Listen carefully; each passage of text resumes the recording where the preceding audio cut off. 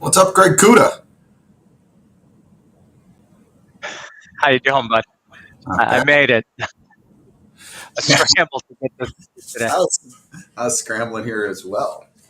Oh my God, the markets are just insane, especially lumber. We limit down at one point today and back up now. So just lots of volatility to the nth degree here. Wow. Um, yeah, you got a what? Almost 60. No, geez, almost $100 range. Yeah, and I've got some good stats since the inception of the new price limits we'll run through here. $88 range. Impressive. Yeah, yeah, not for the faint of heart, that's for sure. Let me adjust this camera here. There we go. Yeah, no, I'm literally it's 1 o'clock Eastern and I'm exhausted. I want to go to bed already. Don't worry, a couple more hours. Um, where are you off to next week? I'm going to Cancun. It's my kid's Nice. spring break, so we've had two vacations canceled because of COVID. So hopefully the third time's a charm here. Yeah, you've got it saved up.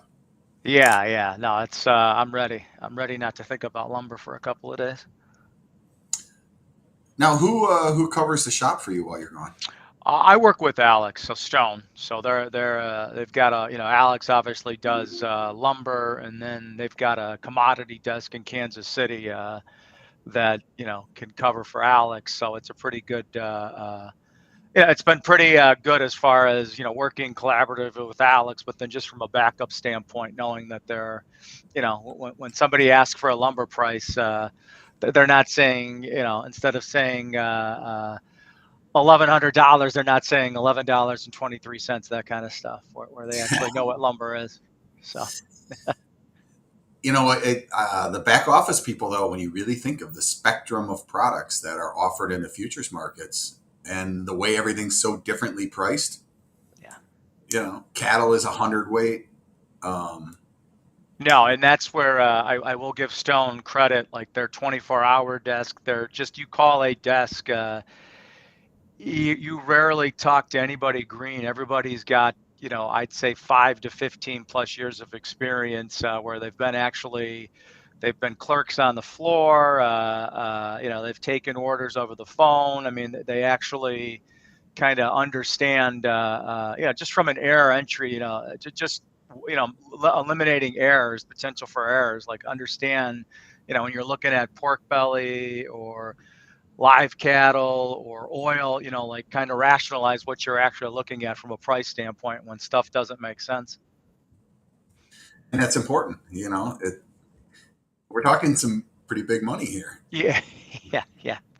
There's lots of money being made and lost in any given day, and with this extreme volatility all around, every day is like you said earlier, already almost $100 trading range, and we still have another 3 hours to go here. I think there's something interesting that just kind of popped into my head. I've always wondered, not always wondered. When I first got into this, I wondered. Futures is a net sum zero game. For every dollar in, there's a dollar out, right? So, Except the LME that's it. and nickel, yeah. But then you sit there and you're like, where does the money, like, how do people participate in it day in and day out? And, everybody continues over time. And one of the ways that money comes into the market is through the hedgers. So if you have two people hedging their inventories, one hedging long, one hedging short, the market's going to move. Someone's going to make money on that hedge. Someone's going to lose money on the hedge. So where does the money actually come from? It comes from the industry. It ends up coming from the end consumer of the product. Sure, sure. And I think when you look at physical commodities, and the CME will be the first to tell you this, that anything that's a physical commodity, that's a deliverable contract, that industry participation, the commercial participation, the contracts don't exist without that participation. At the end of the day, that's why they exist. And anything that's a deliverable contract needs that industry participation, and those are the successful contracts. When you look at, the longevity on the CME, if it's a deliverable contract, you have to have that industry participation.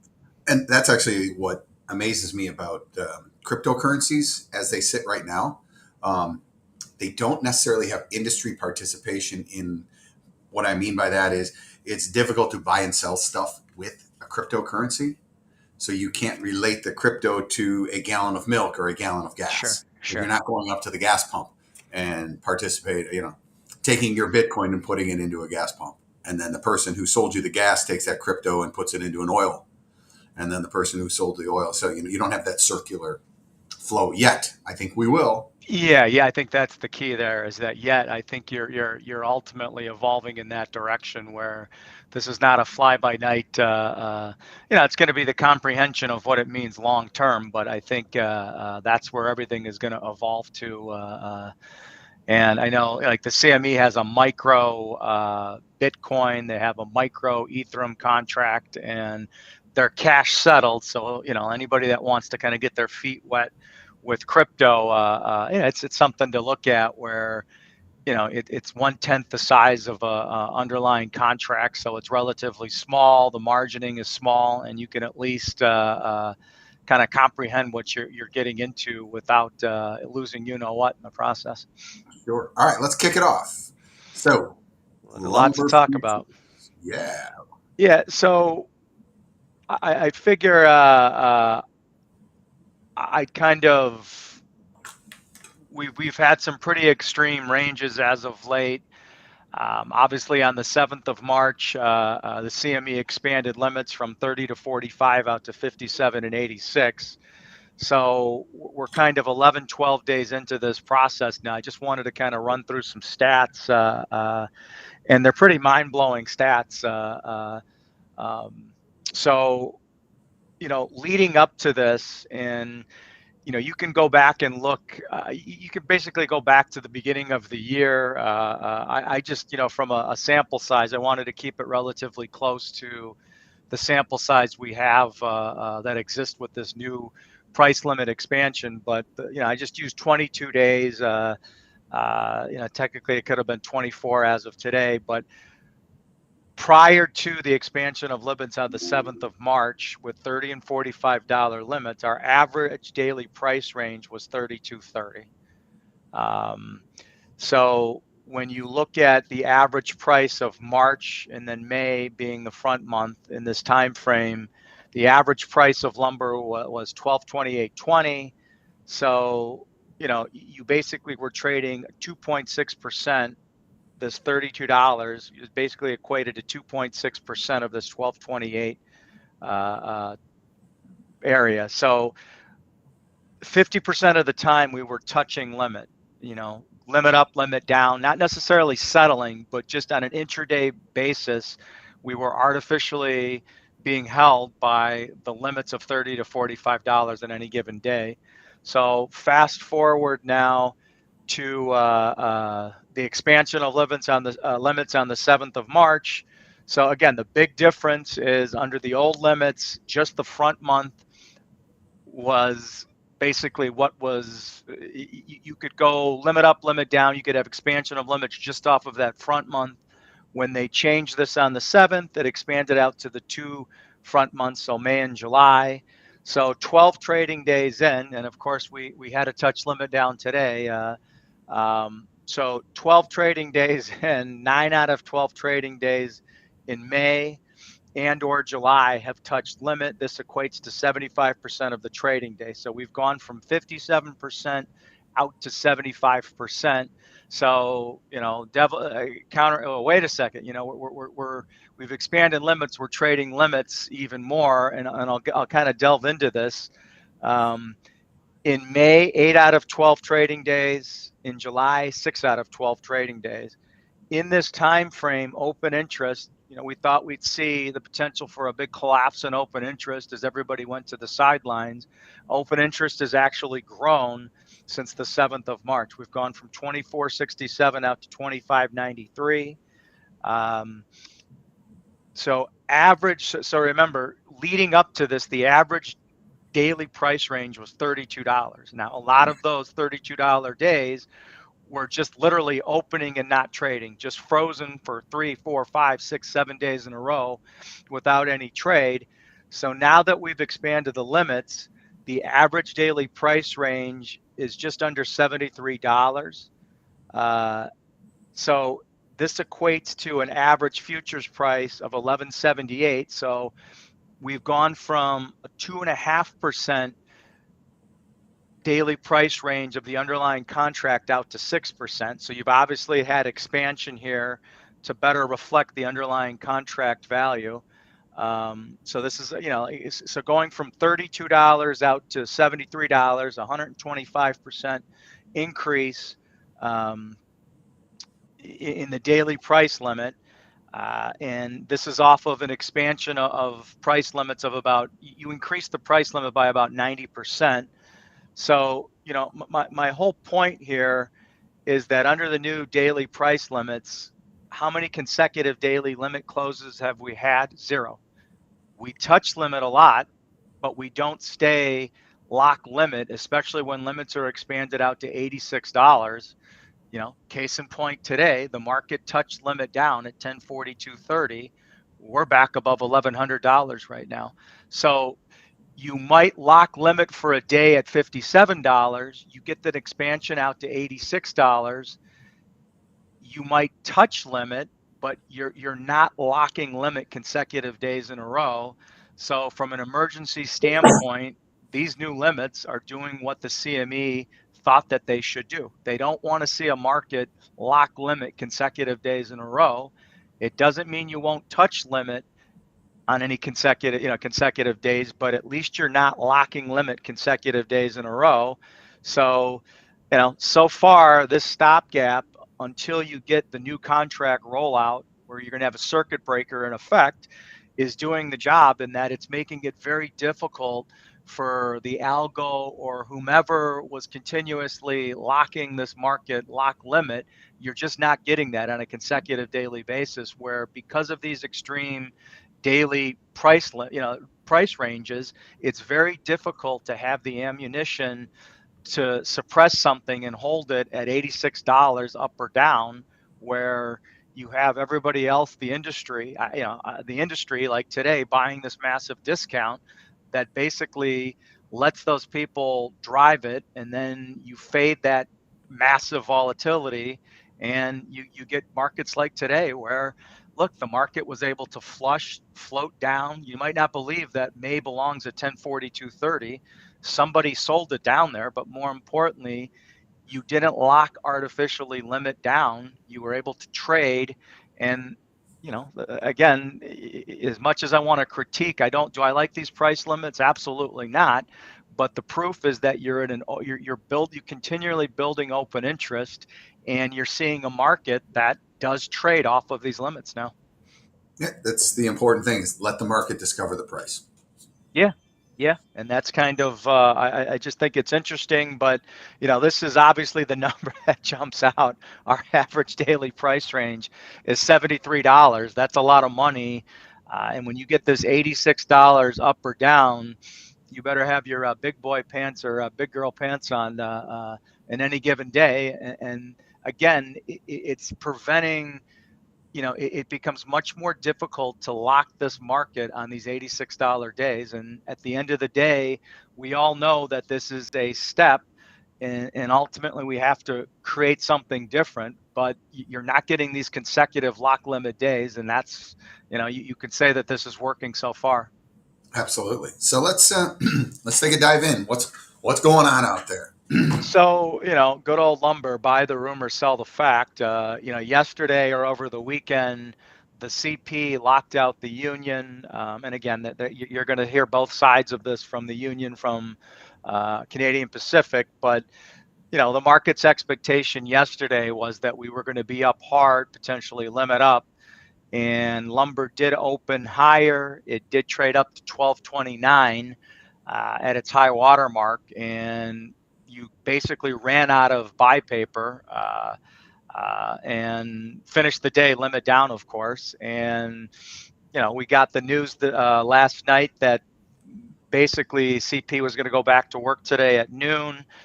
That they're working out an agreement. Obviously, this is mandated by the Canadian government because of the significant disruption to the Canadian economy if you disrupt further, if you have further rail issues. And of course, today we traded limit down, got as low as 1042.30.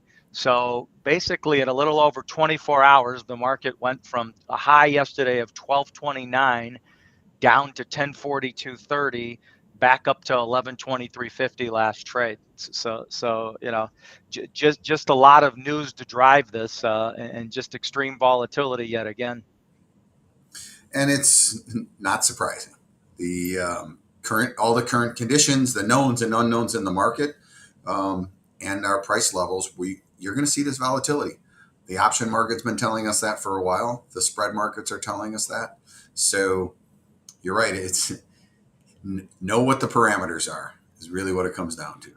Yeah, and I just wanted to show this chart. And again, anybody that wants this, they're more than happy to send it to them. But I always, like, well, you ask people, what is CP? They go on strike. Who does that impact? What sawmills? And this is a pretty good kind of visual graphic of, the different railroads. The yellow line is CN. The blue line is CP, and you can see, obviously this is northern Canada, BC, Alberta. It's just curious on who gets impacted with these different rail lines when they go on strike, or CN line is washed out. So anybody that wants this is a pretty good representation visually of where these different lines run and how wood flows out of Canada into the U.S. Yeah, I mean, obviously the CN's the dominant player, but with the CP is a part of it, and any disruption, especially right now, is not going to bode well. Yeah, and so the big thing with CP is with the other physical commodities, like potash. Canada produces something like 70% of the potash for fertilizer. So there was significant influence by the different trade groups, industry groups, and the Canadian government, knowing that their spring is 4 to 6 weeks away, and you're going to start planning in the U.S. You've begun planning in parts of the U.S. You're going to start planning in the Midwest, Northeast, and Canada. So obviously, I think there was a lot of influence from the Canadian government and different trade groups to, hey guys, get this figured out. Absolutely. So jumping into the other markets here, red line is crude, black line is S&P, green line is Dow. Here's lumber. And again, this was reflective as of this morning's low. So you've seen that equity markets have bottomed for the time being. And, despite the wall of worry with higher interest rates and inflation, you're seeing equity markets stair step higher where, risk back on, life is good again. Interestingly enough, the Ukraine has very little, if any, influence now in the financial markets, almost zero, where you're hard pressed to find anything on CNBC where the markets kind of put that in its back view mirror. Good, bad, and different. The market wants to fixate on other things. The other big thing that jumps out, Mike, is interest rates. Here's 10-year notes, and I'll fast forward. A week ago, the 10-year was 2.12. Fast forward to this week, we're up to 2.37. Remember, at the onset of the Ukrainian invasion about a month ago, 3.5 weeks ago, this 10-year was down at 1.66, this little blip here. So now you're back up to, again, almost the beginning of 2019 levels. And if I'm a betting man, you're going to be back at 2.5 to 3% before this is all said and done. And my guess, it's going to happen in the next month to 6 weeks, if not sooner. Yeah, the Fed is definitely hawkish in their tone. They're Yeah, talking. it's amazing how you went from doves to hawks almost overnight. And interesting enough, Chairman Powell said yesterday that we're fully aware that inflation continues to surge, and if we have to do greater than quarter basis rate hikes, we will. And when you look at kind of what the market's anticipating, 5 to 7 rate hikes, that puts your Fed funds rate, realistically, that Fed funds rate right now should be somewhere over 3%. And so they've just begun, and they're way behind the eight ball here as far as where they should be, what they're going to have to do. And so, relate this back to housing, 30-year fixed mortgage rates. Again, look where we were at a year ago. Here's beginning, Q1 of 2021, you were sub, just in the 2.75% area. Now you're well above 4%. And realistically, you're going to be back at 4.5 to 5% here, just like that 10-year. You're going to be back at these high-end levels here pretty quickly. And, again, to say it doesn't mean anything, well, you go back to the 2019 highs, you're basically going back to 10, 12, 13-year highs in interest rates. So it does mean something at some point. Right. Uh, It's not overly restrictive, but a 2.5% mortgage is better than a 5% mortgage. yeah, yeah. And so the other, again, where I'm going with this is here's inflation CPI index. Look at inflation, and you can go back to, these are inflationary levels. You've got to go back into the mid 80s, early 80s, where here's your inflation on an annualized basis. A year ago, inflation is sub 2%. Well, CPI, PPI are showing inflationary numbers. And again, these were backward looking numbers. You're well above 7 to 8%. Realistically, you're in that 10% on an annualized basis. That in tandem with higher interest rates, that means something as far as discretionary income, as far as consumer spending. That has to mean something at some point here. What? I filled my car up last night with gas, and it's $5 a gallon. Yeah, yeah. That, that hurts for sure. Jumping into lumber. So a week ago, we had March expiration at 1420. Obviously, May was trading at a massive discount. We still have this 15, this bar here is 1514. We've talked about this. This gap is 1540. The high water mark with March was 1477.40. Got oh so close to this 1500 area. And with May trading at this inverted discount structure, and you'll see it in this next chart. So, the big thing with May here, we filled this gap close. This is a weekly May chart, and we had left a gap at 1069.90. That gap was filled today at 10. We traded down to 1042.30. So on a continuation basis, 50% is down at 967, Hank, 62% is Hank, at 845. can I talk What's about gap Yep, theory for just a second? yep.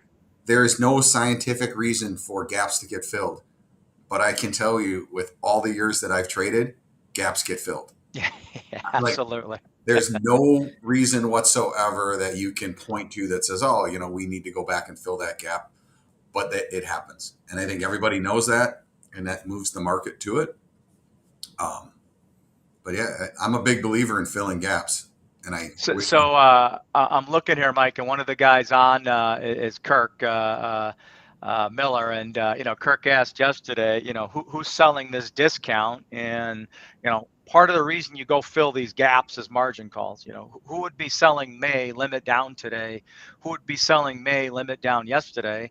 Well, quite simply, it's the guys that bought. Let me go back here. I'm going to just jump forward to we'll come back to these, but on a May chart, you had a lot of momentum traders get long May here on this push higher, and you've got to defend this position. And the second you've got a big kind of bloodletting day like yesterday, well, who sells this kind of discount to cash? Easy enough. It's people getting margin called out of the market that And I'll can't tell you, defend their positions. I'll tell you who else sells that. You technical traders. That's a head and shoulders Absolutely. better. Yep. That Yep. projects Yeah. down to under 1,000. Yeah. No, you're absolutely right. And and So that's a great point, and that's kind of going back to this weekly continuation. Well, technically speaking, 38%. Markets rarely stop at 38% retracements. Typically, you go 50, 62%. So the reality is, with May, at some point, the May contract will trade down into this 50 to 62% retracement area. which, fast forward again, your head and shoulder pattern, technically speaking, yeah, no. And you look at, here's the 100-day moving average in that 995 area. So, technically speaking, the objective is somewhere in this 1,000 to 950 to potentially the 900 to 850 area. If you're a macro technical trader, that's probably the ultimate objective to the downside here. If you showed me that chart without any reference as to what the product was, I would say I wouldn't buy that. No way. That thing's going No, nowhere. no. And if anything, you get back into these moving averages. See how the moving averages are all sloping, getting a negative slope here. Any rally back into this, technically speaking, and just so people understand, just technically, there are people that couldn't tell you what a 2x4 is to save their life. They look at a lumber chart like they look at a crude chart, like they look at a mini S&P chart, and they don't get me wrong, everybody wants to understand the underlying fundamentals to a point, but there are a lot of technical traders, i.e. the commodity funds, that are driven off of these 44-week or these 100-week moving averages or daily moving averages, that head and shoulder pattern. That's all I care about. It generates a technical sell signal, technical buy signal, and that's the driver. That's the big indicator they're keying off of to initiate a trade or to exit a trade. And look, let's talk the fundamentals for a second. Um, is the market really $1,500 right now? I don't know. I don't know a whole lot of people that want to be buying up there. There's people that have to buy, maybe a little bit, but nobody's loading the boat. Nobody will load the boat at $1,500 or whatever they have to pay when the You know, futures market has this much of a discount. Yeah, and you want to buy the cheapest wood out there, and that's the one thing I've reiterated, across the board. I'd rather be wrong in May at $1,100 or July at $1,000, $950, because you're just, look, if it's wrong, you're just going to be less wrong. And when you go back to, here's the futures price curve. So here's May at 1090. You've got cash all the way up here at 1400. Do you want to load the boat at 1400? Do you want to load the boat at 1090? Do you want to load the boat at 8? Well, all I can tell you is that at some point, this inverted price curve compresses. And if 830 is wrong, well, I'm pretty sure if 830 is going to be a bad buy, then 1500 or $1,400 is going to be doubly bad. And that's the reality of the mills right now, I think, are their own worst enemy as far as when you have mills quoting, the Big Western Mill today came out at 1400. They're the week of 425 on their wood.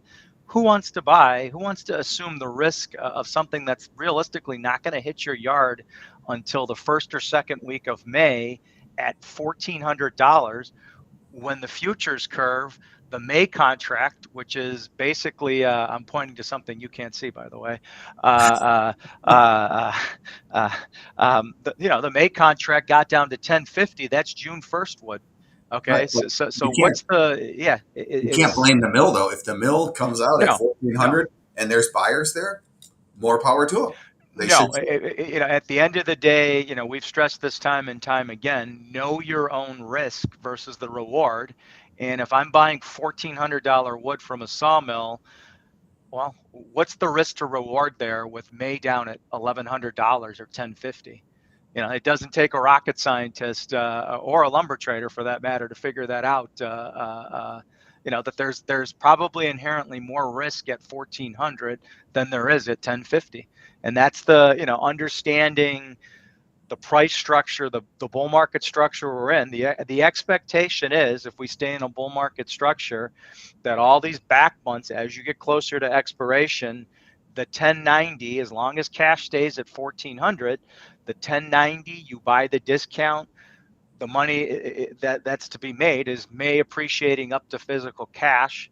When this ultimately ends, then at some point, as crazy as it sounds, these discounted curves tell you that ultimately cash will trade down to these levels when this structure ultimately changes. Again, it's more the timing versus the actual price, and figuring out when is the timing good enough and figuring all this out.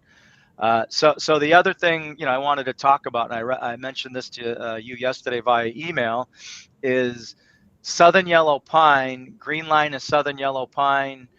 Orange line is Western SPF. Southern yellow pine has kind of been leading the charge here on this move since last fall, really since last summer. Now you're finally starting to get the cross here where Southern yellow pine is, you're starting to see production pick up to where Southern yellow pine is finally leading. And I'm not going to say leading the market to the downside, but Southern yellow pine is detaching itself from everything else where it's trading at a more sizable discount depending on the item, whether you're talking narrows or wides. But you're starting to see this detachment of Southern yellow pine relative to the other species. So anybody that can substitute species, well, they're going to start looking at Southern yellow pine now because that's where the deals are to be had right now.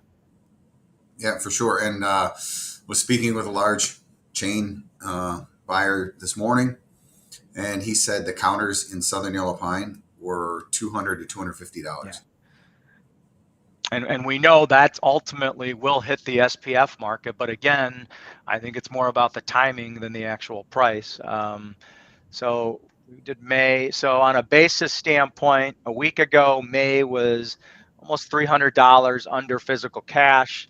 Fast forward to today, and this takes into consideration last Friday's print and then today's low in May of 1042.30. So you're almost $343, almost $350 under physical cash. Fast forward to July. July at its low watermark today was a $485 discount to cash. It doesn't seem real. No. September was $544. So again, when I go back to this inverted price curve, I want to own the cheapest wood out there, and that's what you're seeing.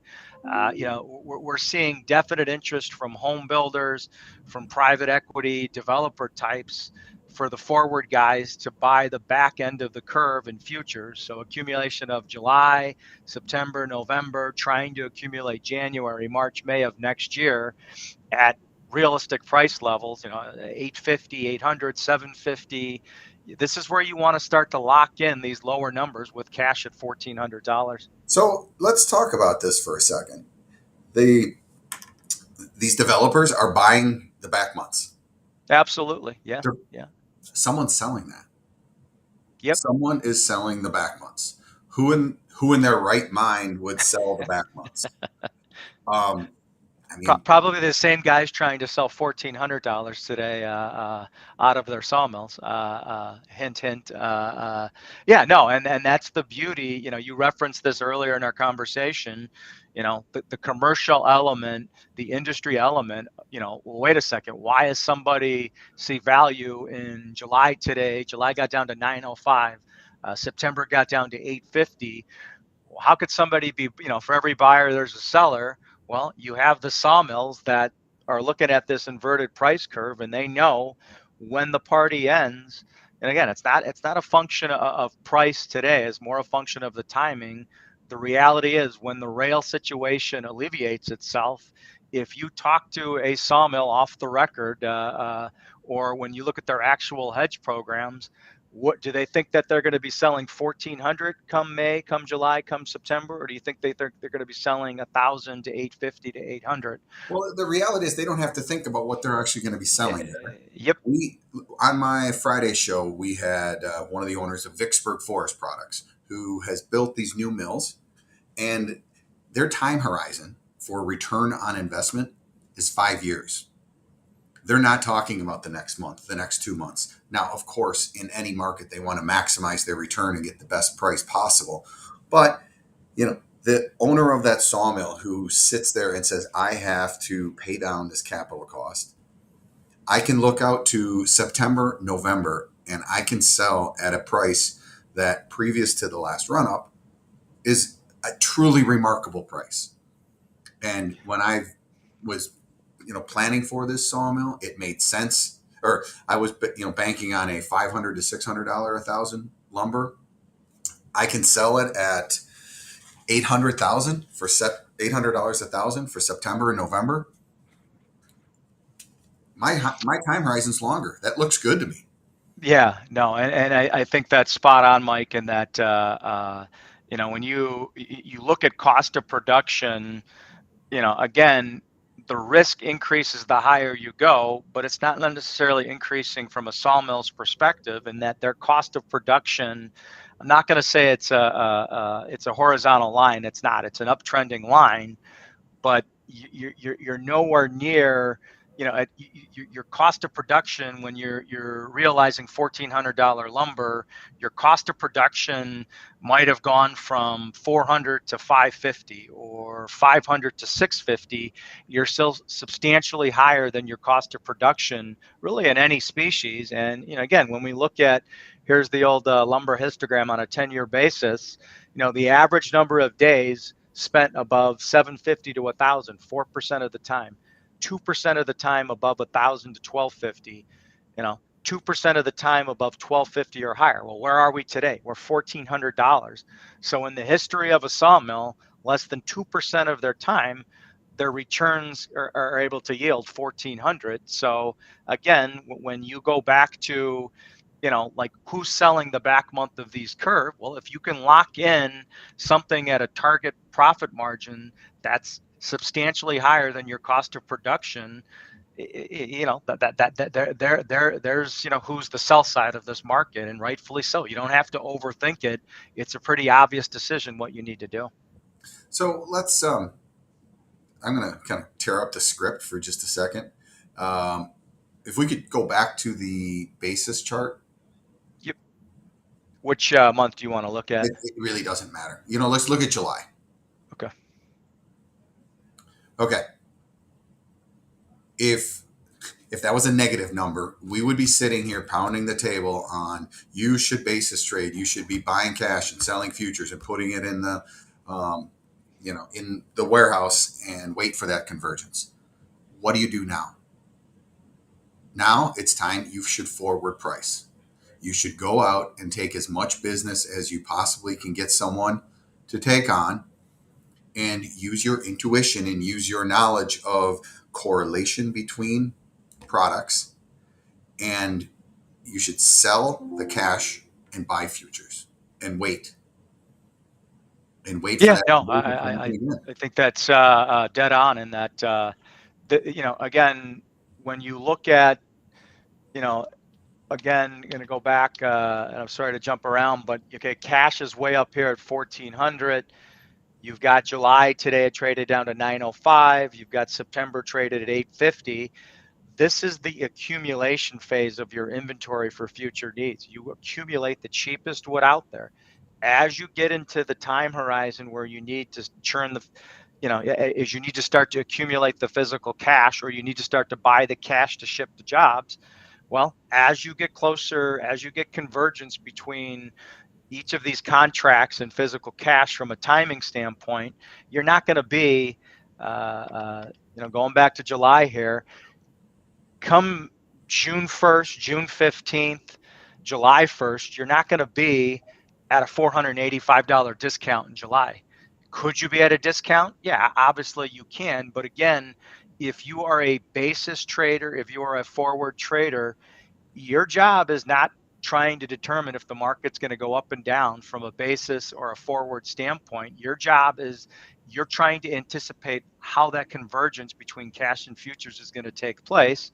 And as July comes in line with physical cash from a timing standpoint, then the price, this discount of 485 in July, will be more in line with average type basis levels, where I'm not going to say with absolute certainty you're going to be at $20, but you might be at $120, you might be at $50, but you're not going to be at 485.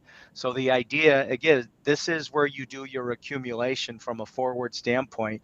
You're not accumulating physical cash today. Your job is to sell that cash. Your job is to accumulate these back month futures, because again, if the market stays higher, you get the appreciation in futures. If the market ultimately craps out, then cash will fall back into this price curve, this inverted price curve. It's what's important here is to decouple your brain from the current market, and you're going to have to go out and no one's going to buy from you at $1,500 delivered in July right now. You're never going to be able to capture that $500 of forward price, but you can capture some of that. you're going to have to sell at a discount, and then um, you're going to want to protect yourself by probably buying in some of that discounted futures prices. Yeah, no, and I know we're up against the timelines. I'll just run through a couple more charts. Obviously the May, July, it traded as wide as this 185 area. Today it traded back into the 139.90 area. From a retrace, technical standpoint, 50, 62%, 105 to 85. There's a lot of potential for this spread to narrow. And I think that narrowing happens as you get into the back half of this month and into the next month. Um, Open interest, we talked about this a little bit a week ago. Open interest was 23.74. You can see we're at 25.93 this week. So you're starting to see, again, these back month futures slowly start to build. Obviously the build in May, but you've at least for the time being stabilized lumber futures open interest. And you do have this upward bias as far as open interest is concerned, which is a good thing. I'll jump to CFTC numbers. I'm going to point out this one number. A week ago, managed money was 552. Fast forward to the last number, liquidation of 173 down to 379. So for whatever reason, the funds wanted to liquidate their long position. It was replaced with I'll tell you commercial longs. why they wanted to liquidate their long position is because the chart looks very bearish. Yeah. Yep. And I think that, again, goes back to fundamentally, we all know too much in this industry. And I mean, we're all following closely where the sawmills are, fundamentally supply demand. Again, you have to realize that with a lot of the commodity funds, a lot of the speculative traders out there, they don't care about any of that. All they care about is the charts. And when the chart rolls over and gives a sell signal, exit stage left and move on to the next trade. That there are lots of fish in the sea when it comes to commodities, and when it's time to exit lumber, you move on to the next trade. And then the last thing I just want to show from a rail standpoint, you are making this continued increase improvement. And this is rail cars, the CN car velocity, car miles per day. So at your low water mark, you were sub 150 miles. Now you're up to 173. Obviously well below the last 2 years, but at least you're trending in the right direction. You look at Canadian shipments, definitely have bottomed, still well below where you were the last 2 years, where you should be historically. But again, at least you're showing signs of a bottom here and trending back up to, mean type levels. Same thing with the U.S. here. And that's about it, Mike. Those are kind All of, right. I know we So, ran through a lot here. yeah, two two things to follow up on. Number one, if you don't know how to forward price, you should work with a professional like Greg Kuda, who will help you know the data to look at to protect yourself and price properly. And two, how you learn that is you come to the Yeah, seminar. there you go. There's the shameless plug. Yeah. So this is on. It's official. I'll have a link if anybody wants the slide deck or wants the link. I can email you the link with all the details. You sign up directly with StoneX, but it's official. Alex and I are on the 27th, 28th in Kansas City. These are some of the things we'll talk about. I mean, it really is futures trading, options trading 101. So you start from the ground up, and fortunately, we've got some really good educators that start and then build it into lumber risk management. But it starts at a ground level and works up to that point. So, Yep. So yeah, let's wrap up. Same theme: volatility. Things are moving fast. You got to keep your eye on the ball. Pay attention to what's happening on materials exchange. This is real time pricing with true transparency. And of course, stay in contact with Greg Kuda and Alex, and they will help you out. So next week, I believe Greg's going to be on vacation. We may have a guest in here. Otherwise, I might run it solo, and it'll be a kind of a condensed version. But between now and then, safe travels, safe trading, stay safe. I appreciate it. Thanks, Mike. Thanks, everybody. Take care.